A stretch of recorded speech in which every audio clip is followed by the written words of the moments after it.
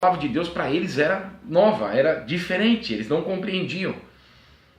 Por isso eu gostaria de lançar isso sobre o dízimo, e eles ficam revoltados, e eu já falo com essa questão do dízimo já há muitos anos. Por um bom tempo eu fui tido como herege, por um bom tempo alguns me trataram com desprezo, mas hoje eu já vejo mais pessoas falando. Antes era a imposição do dízimo, agora o dízimo ele é voluntário.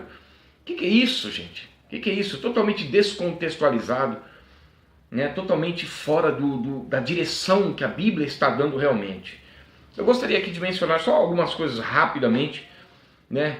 Por exemplo, nós vemos hoje, qual que é o intuito da pregação sobre o dízimo?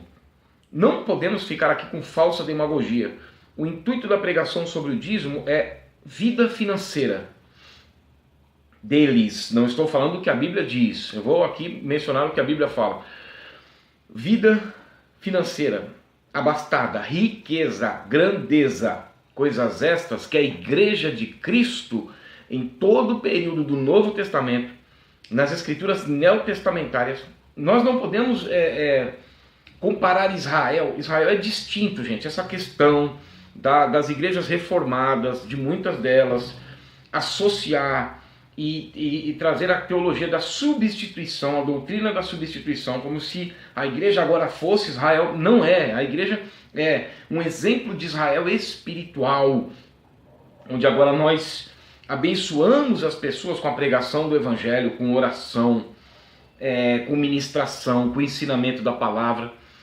Não substituiu, porque Israel voltará, Deus voltará a tratar com Israel, como está em Atos 1:6, Atos 15:16, Mateus 23:39, quando o Senhor diz, até que venhais a dizer e reconhecer. Então isso vai acontecer com o povo de Israel na tribulação. Não se pode substituir, senão nós temos que rasgar Romanos 11 da Bíblia, e ali está dizendo de um reino futuro a Israel. Deus volta a tratar com Israel. Ezequiel 40:48, Isaías 66, Zacarias 14, Daniel capítulo 9, Daniel capítulo 12, onde Miguel se levanta para defender a nação de Israel. Então nós não podemos substituir o que Deus tratou com Israel no passado, especificamente para uma nação, onde elas teriam que, essa nação iria abençoar as famílias da terra. Só que Israel rejeita esse chamado de Deus com o advento da primeira vinda do Messias. Então não podemos substituir. Aquilo foi com Israel, as riquezas, desbravadores, conquistadores de terras. Então aquilo foi para Israel. A igreja é chamada para anunciar a morte de Cristo até que ele venha. Evangelização. Para isso a igreja não foi chamada para ser rica, gente. É só nós olharmos para todo o período neotestamentário, nós olharmos para as escrituras, nós olharmos para os heróis da fé, nós olharmos para todos os reformadores, para todos os que verdadeiramente andaram com Deus, eles se despojavam para servir ao Senhor e não ensinavam riqueza. Se você olhar 1 Timóteo capítulo 6, versos 8 e 9, se tiver com o que comer e com o que vestir, esteja com isso feliz. E aqueles que querem ficar ricos caem em tentação. Mateus 6,19, não ajunteis para vós outros tesouros sobre a terra. O que nós fazemos com essas passagens, amados? Rasgamos da Bíblia? Ignoramos? Onde todo o Novo Testamento está falando disso, simplicidade, humildade. Se nós olharmos para o jovem rico e para Zaqueu, os dois tiveram um encontro com a palavra, que foi o próprio Cristo. O jovem rico que rejeita não se desfaz das suas coisas. A mensagem de Cristo para ele foi clara: vende tudo que você tem e dá aos pobres. Para você ser salvo, você vai me seguir, aí você vai ter um tesouro no céu. Zaqueu teve um encontro com a palavra e fez isso sem o Senhor pedir. Então o que gera em nós a verdadeira pregação é um despojamento. Então cadê a pregação do dízimo para ficar rico? Se a Bíblia fala o contrário. Então nós vemos, por exemplo, finanças na Bíblia, né? O que a Bíblia está falando sobre finanças? Quando Jesus, lá em Lucas capítulo 12, está pregando a palavra de Deus, falando que quando formos levados diante de sinédrios, diante de magistrados, diante de governadores, de tribunais, nós não devemos nos preocupar com o que falar e defender o evangelho, porque o Espírito Santo colocará palavras nas nossas bocas. Surge um homem do meio da multidão falando de dinheiro, de divisão de bens. E Jesus diz lá em Lucas 12:15, a vida de um homem não consiste na abundância dos bens que ele possui. Se não consiste, por que a luta é da igreja para ficar rica? A questão da prosperidade financeira é dom de Deus. Eclesiastes 5,19. 1 Coríntios 12,7 fala que o Espírito Santo distribui os dons para um fim proveitoso. E isso, Efésios capítulo 4, fala que quando Jesus sobe, ele leva cativo o cativeiro e dá dons aos homens. Salmo 68, para que ele fosse glorificado no meio deles, através da igreja. De quando as pessoas olhassem para a igreja, elas veriam as boas obras e glorificariam ao Pai que está nos céus. E qual que é a questão da finalidade do dom de prosperar para a igreja? Gálatas capítulo 6, versos 2 a 10. Efésios 4, 28. 1 João 3, 17. Tiago 1, 27. Filipenses 1, 27. Atender os pobres, as viúvas, nas suas tribulações, nas suas necessidades. Quando o apóstolo Paulo fala que vai recolher as ofertas, os donativos, lá de 1 Coríntios 15, 16, verso 2, ele diz assim: então a cada semana vocês coloquem de parte aquilo que vocês puderem ajuntar, para que quando eu chegar nós não perdamos tempo com isso. Então, e esse dom é para que abençoe as outras pessoas, reparta com as outras pessoas. Atos capítulo 2, versos 42 e 47. Atos capítulo 4, versos 2 e 37. Não existe base neotestamentária para esta pregação bajuladora. Então, a questão do dízimo lá no Antigo Testamento era para isso, para que o sacerdote levita, que não teve parte na distribuição de bens, de heranças entre os filhos de Israel, eles tivessem essa parte dos dízimos, que em toda a Bíblia dízimo é alimento, meus amados. Em toda a Bíblia dízimo é alimento. O próprio Jesus, eu vou mencionar aqui Mateus 23. Anota essas passagens aí. Gênesis 14, 20, 28, 22, isso aqui é que Jacó fez um voto, e quando Abraão oferece o dízimo a Melquisedeque, que é uma figura de Cristo, e eu vou falar por que a Bíblia diz em Hebreus 7, é a segunda ordem de Melquisedeque, não vem mudar as escrituras. Levítico 27, 30, 34, Números 18, 8, 32, Deuteronômio 14, Deuteronômio 12, 6, 14, 28, 26, 12, 2 Crônicas 31, 5, Neemias 10, 38, 12, 44, 13, 5 a 12, Malaquias 3, 10, Mateus 23, 23, Lucas 11, 42, 18, 12, Hebreus 7, 5, algumas passagens que falam sobre o dízimo, e na maioria dessas passagens que eu mencionei fala que o dízimo é alimento. Gostaria de mencionar algumas coisas aqui. Por exemplo, nós olhamos ali para o Antigo Testamento, a questão das ofertas que eram levadas, e ali seriam os despojos do Egito, aos quais o próprio Deus havia dado a libertação, representando a caminhada total da igreja, que sairia da escravidão do pecado, Colossenses 1,13, Efésios 2,14, se eu não me engano, sairia da escravidão do pecado, e 2,4, se eu não me engano, e passaria então pelo deserto, que seria uma peregrinação, 1 Pedro 1,17, de uma vida de santificação, que seriam os estágios da vida cristã, chegando então na Nova Canaã, no céu, Filipenses 3, 21, 1 Coríntios 1, 30, 1 Coríntios 15, 52, 54, que seria a redenção. Quando o povo de Israel sai do Egito com um braço forte, o Senhor então, eles levam os despojos do Egito.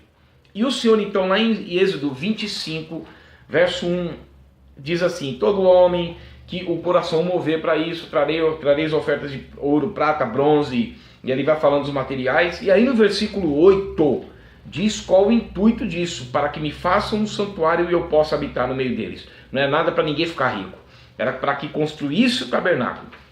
E aí nós vamos entender uma coisa: se constrói o tabernáculo segundo o modelo que foi dado para Moisés no monte, lá como fala em Hebreus capítulo 8, 8:5. Depois nós vemos a construção do templo, que seriam os moldes ali do tabernáculo. Depois vem Cristo, o próprio Deus, que é o advento da primeira vinda de Cristo, do próprio Deus que se esvazia e está entre os homens. E Jesus diz em João 14,6: eu sou o tabernáculo de Deus, eu sou o caminho, a verdade e a vida, eu sou a entrada, o lugar santo e o santo dos santos. E a igreja então passa a ser encontro de pessoas que creem na mensagem do Evangelho, não necessitando mais construção de nenhum templo, porque onde estivessem 2 ou 3 reunidos em nome de Cristo, ali ele estaria no meio deles.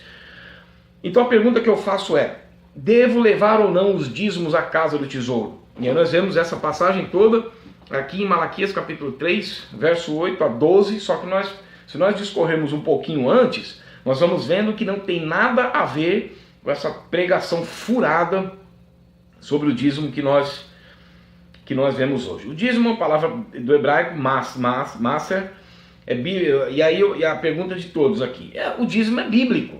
Tá bom, meus amados, o dízimo é bíblico, sim, e eu nunca fui contra o dízimo, como eu não sou contra a circuncisão, como eu não sou contra o sábado, como eu não sou contra nem a lei do levirato, nem o levirato que veio a ser lei também, e o sábado que veio a ser lei também, e a circuncisão que veio a ser lei também. Se nós olharmos lá em Gênesis capítulo 2, tem o sábado. Se nós olharmos lá em Gênesis 17, 10, nós temos a circuncisão, que seriam ali um pacto perpétuo. Perpétuo quer dizer até que.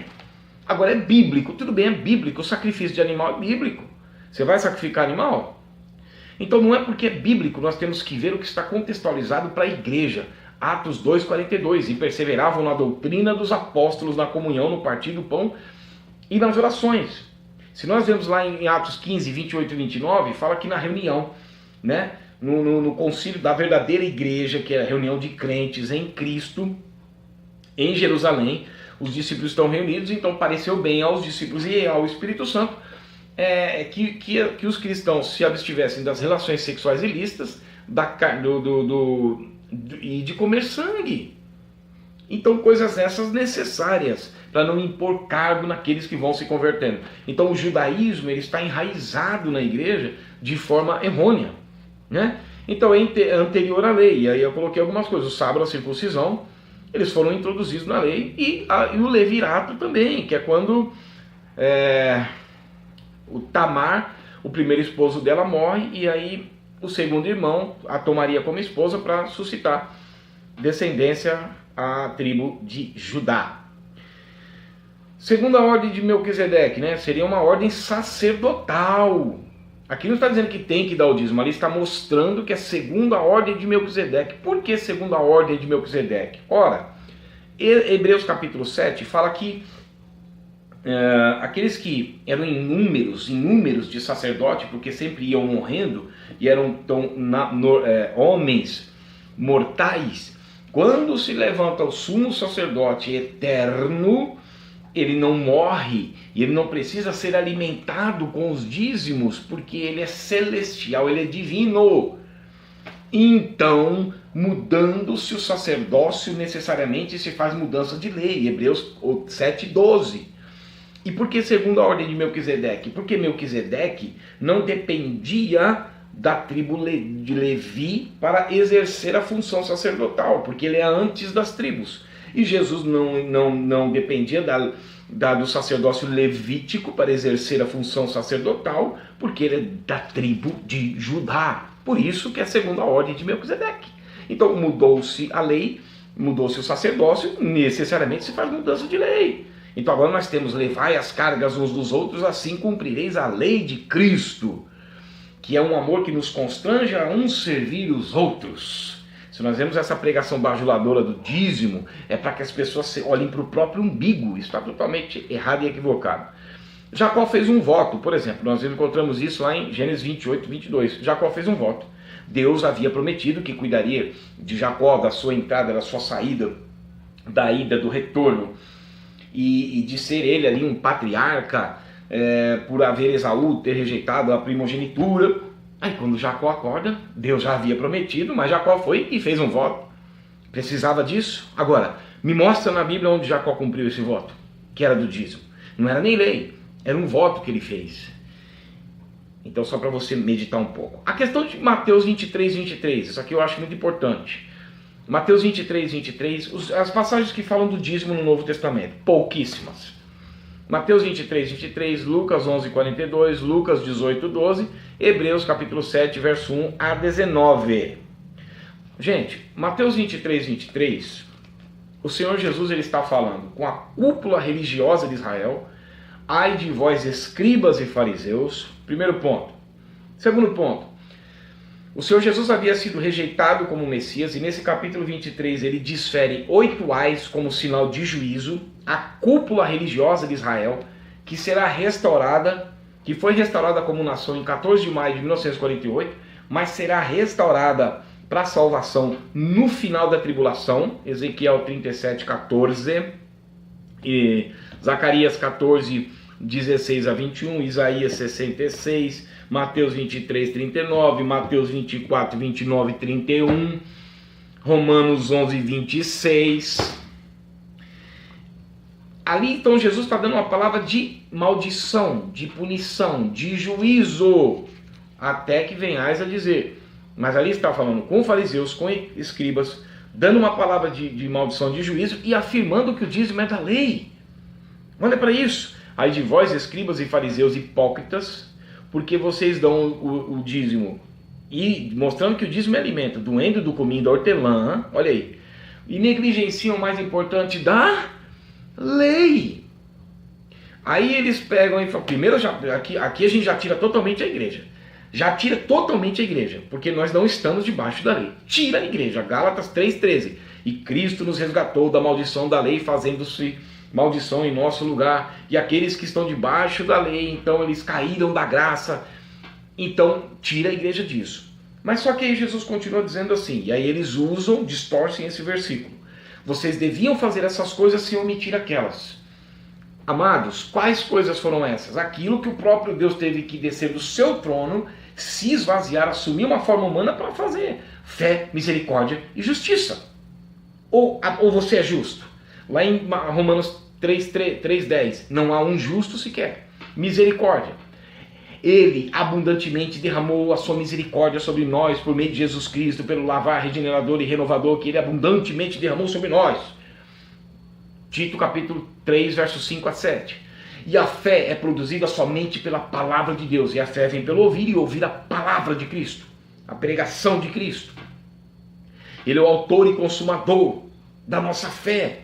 Então tudo provém dele, foi ele quem fez. Porque lá em Hebreus capítulo 8 diz assim, como eles não permaneceram na minha aliança, eu não atentarei para eles. E de Hebreus 13, 38 e 39, e de tudo aquilo que pela lei de Moisés vós não pudesseis ser justificados, é justificado todo aquele que tem fé nele, porque ele é fiador de superior aliança, como está em Hebreus 7, 22 também. Pelo amor de Deus. Então, a base para o dízimo nós não temos no Novo Testamento. Neotestamentária. Amém? Por exemplo, e outra coisa. Não, mas então se alimento, mas então se fazia uma moeda, a moeda corrente era dízimo, era alimento. Mentira. Por exemplo, José foi vendido pelos seus irmãos por 30 moedas de prata, antes de ser introduzido o dízimo na lei. Então já existia um dinheiro. No período de Cristo existia dinheiro. Quando eles quiseram pegar Jesus, aí devemos pagar imposto? Dá uma moeda. De quem está aqui na moeda? Tinha dinheiro. Então é uma pregação totalmente equivocada. Eu não vou entrar na contextualização. Você vê que poucas coisas que tem uma riqueza muito grande, olha o tempo que leva.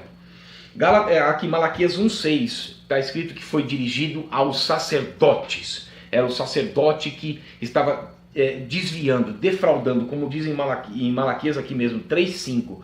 Eles defraudavam a questão do dízimo. Em que Deus fez? Ele envia uma praga de gafanhoto, né? Que, para você ter uma ideia, deixa eu só abrir aqui rápido, eu creio que está gostosa a nossa ministração. Aqui, Levítico 11:22 fala que esse gafanhoto devorador era um animal, era um inseto que poderia se alimentar dele. E aí? Como que é um demônio? Você vai comer demônio agora? Aqui, Levítico 11:23. O gafanhoto devorador, vocês podem se alimentar. Era um tipo de gafanhoto que Deus enviou para barrar a plantação. E assim o povo ia ser afetado, com maldição, sois amaldiçoados, vós, a nação toda, porque o sacerdote estava roubando. Era afetada a nação, porque o sacerdote era o cabeça espiritual da nação. O sacerdote era o representante espiritual da nação. Hoje não.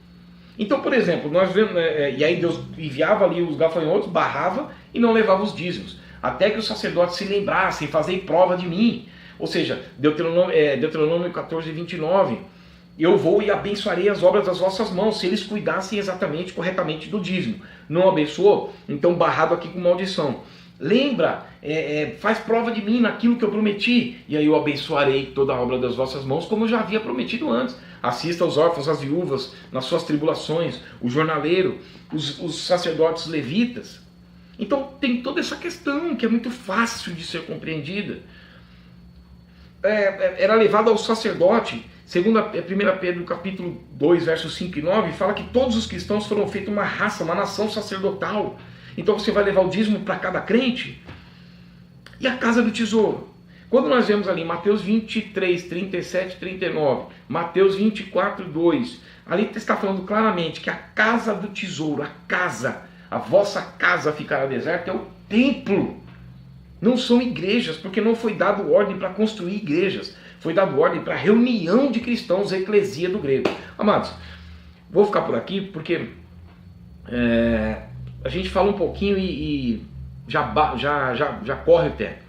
Espero que tenha sido bênção. Repasse aí para alguns irmãos. Se inscreva no canal para que a gente possa ter mais facilidade de poder anunciar e poder tirar algumas dúvidas com relação à mensagem escriturística da palavra de Deus. 1 Coríntios capítulo 4, verso 2, se você permanecer como dispenseiro fiel à palavra, você vai ser livre da hora da tribulação que há de vir sobre toda a terra, como diz em Apocalipse capítulo 3, verso 10. Amém? Deus abençoe e até a próxima, em nome de Cristo Jesus.